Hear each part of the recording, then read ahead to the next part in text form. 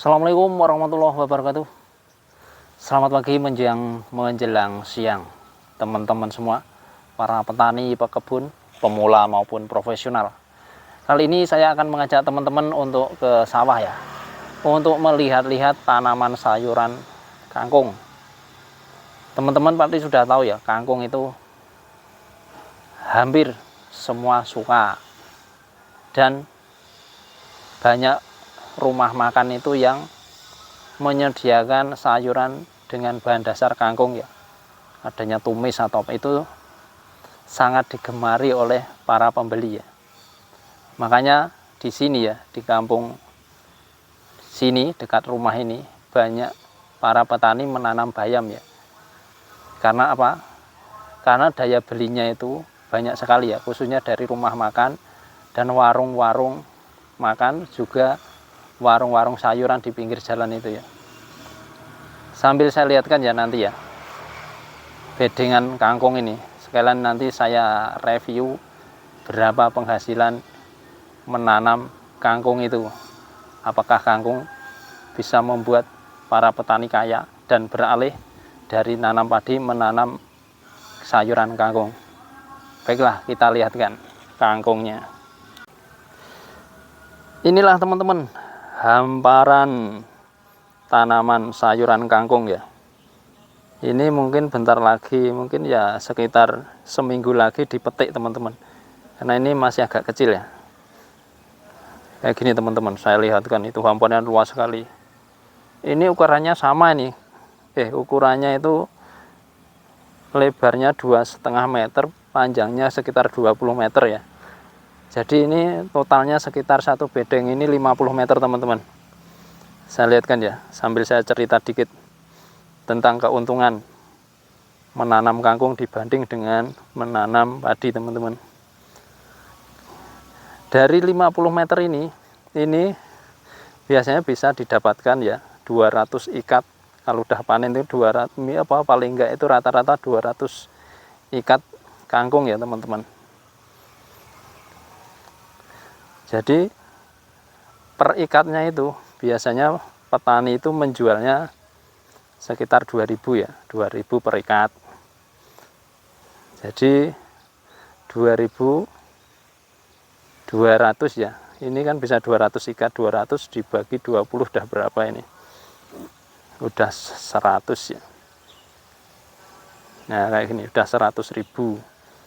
Ini kalau petaninya bisa menjual sendiri, jadi sekarang itu harus para petani berpikir smart ya. Jangan hanya menanam sendiri terus dijual tengkulak. Kalau bisa menanam sendiri, dijual sendiri. Jadi untungnya bisa berlipat-lipat. Kayak gini ya teman-teman, saya lihatkan sambil bercerita ya. Jadi kalau petani sayur ini bisa menjual sendiri ya tanpa tengkolak ini, kangkung itu satu ikat bisa 3.000 rupiah satu ikat ya. Kalau satu bedeng ini 50 ini ada 200 ya, 200 ikat berarti 3.000 kali 200 itu 600.000 teman-teman, satu bedeng ini selama 30 hari ya. Kangkung itu biasanya panen itu 30 hari teman-teman, setiap 30 hari panen. Jadi misal punya minim aja 200 meter, dalam sebulan bisa 6 kali 2.400.000 teman-teman. Ini baru 200 meter, belum kalau punya tanah yang luas ya. Dan pengolahannya gampang ya, yang penting dari awal itu tanah sudah diberi pupuk ya, pupuk kompos. Pupuk komposnya itu dari kotoran ayam petelur itu ya. Terus jadi kayak gini ya. Jadi kalau padi itu kan dari tanam sampai untuk panen itu kan 3 bulan, belum pengolahan lagi bisa 4 bulan ya. Nah kalau gini kan 4 bulan itu bisa paling enggak panen ya 3 kali ya.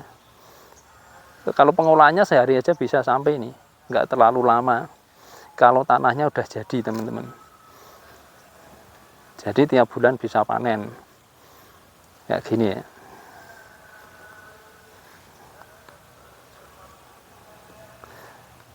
Ya, jadi saya lihatkan ya, hamparan kangkung ini yang luas sekali ini. Jadi sekarang itu banyak beralih ke pada nanam sayuran ya, baik bayam, kangkung maupun sawi, karena keuntungannya kalau sudah tanahnya sudah jadi 5 kali lipat daripada menanam padi, teman-teman.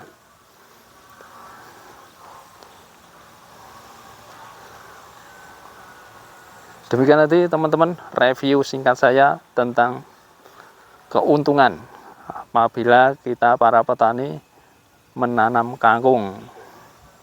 Semoga bisa bermanfaat ya. Dengan kangkung ini perekonomian petani bisa terangkat ya,